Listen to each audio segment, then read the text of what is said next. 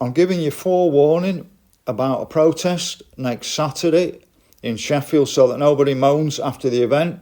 They didn't know about it. 1 o'clock at the cathedral meet-up, 1:45 March. So you may have heard about my attack in Sheffield about 2 months ago. My attacker still not appeared in court. He smashed up my face and he smashed up my camera. It was already banned from Sheffield city centre. Now, he didn't speak any English, so I couldn't actually have a discussion with him. And it just came completely out of the blue. Now, I've shown the image to a few other people privately, and I think we all agree he's of Somalian descent. But just after that, just behind where I got attacked on Arundel Gate, a lady was attacked in the early hours of the morning. Now, her assailant is actually named in the paper because it was a serious rape offence. Now, back in the early 1990s, I looked forward to the World Student Games, I think with most of the people, but we didn't realise what was coming.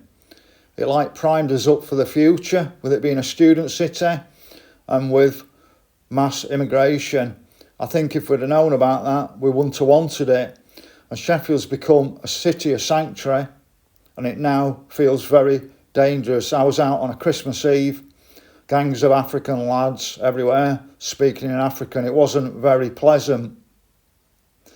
Now, I first came across this in the early 1990s. I'm Sheffield born and bred, but I worked around the country for a year, and I refused to actually stay in a hotel in Slough Town Centre because it was so uncomfortable, felt dangerous. I also worked in the City of London.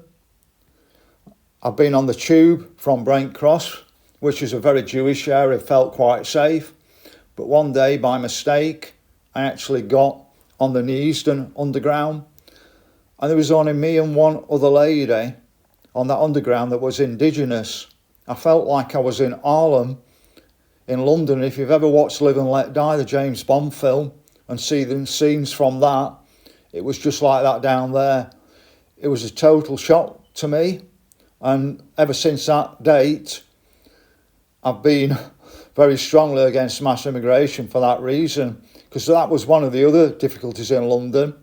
Even in the early 1990s, was actually speaking to people. So many of them couldn't even speak English, working in the branch network, or it was such a poor level of English.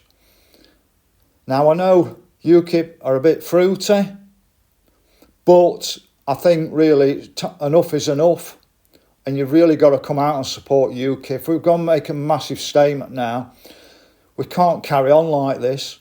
It's never been about colour, it's been about culture.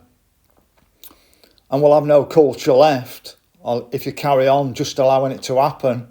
It's no good moaning on social media. Now, I know some people aren't able-bodied enough, but I think the majority of people are, and really come out and support UKIP and come and get behind them. So I look forward to meeting you next Saturday in Sheffield, 1 o'clock at the cathedral.